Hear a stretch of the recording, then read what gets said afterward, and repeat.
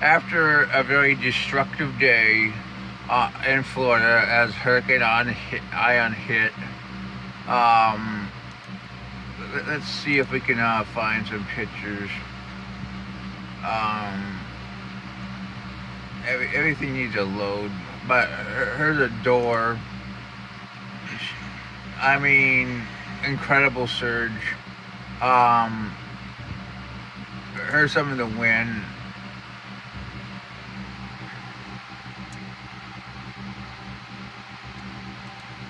I mean, look at these pictures. I mean, extremely destructive hurricane. There's reports of maybe a lot of fatalities. Um, there's some pictures of the beach, destruction from Hurricane Ion.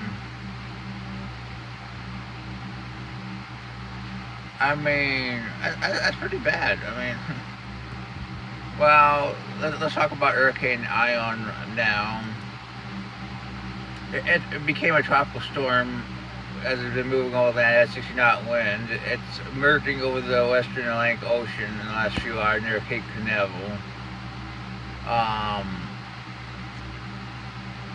it could easily become a hurricane within the next 12 hours again as it moves northeastward at around 8 knots.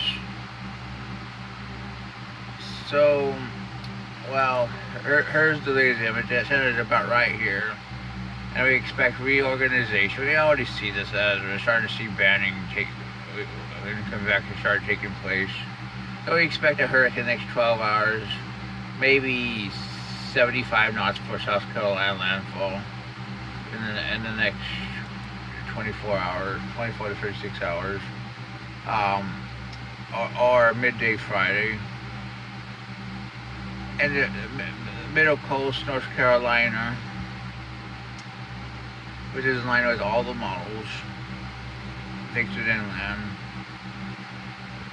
Well, a lot of them actually turn their system, loop it, and take it back offshore. I mean, so who knows? I mean, we might be seeing a classified system for the next 3 4 days. I mean, if it doesn't weaken so much, they just declared a remnant somewhere in here. Um,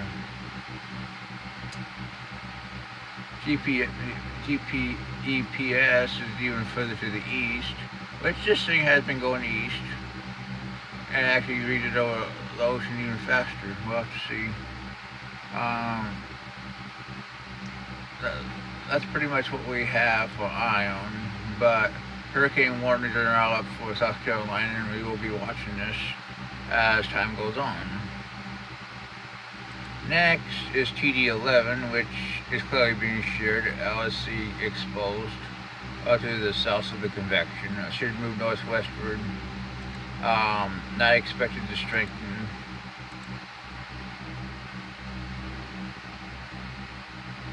So that's pretty much what we got on TD11. A new system in the East Pacific, 97E yesterday has become Orlenes, as 40 knot winds.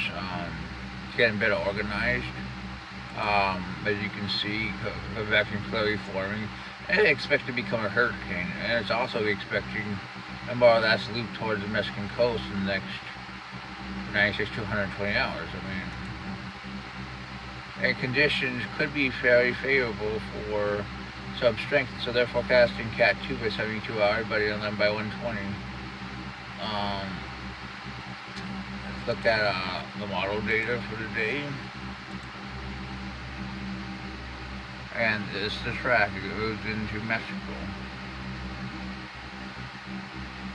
Based on the models, most of them agree with this idea. The GAPS disagrees, I mean, but the global hurricane models and the GFS neighbors agree.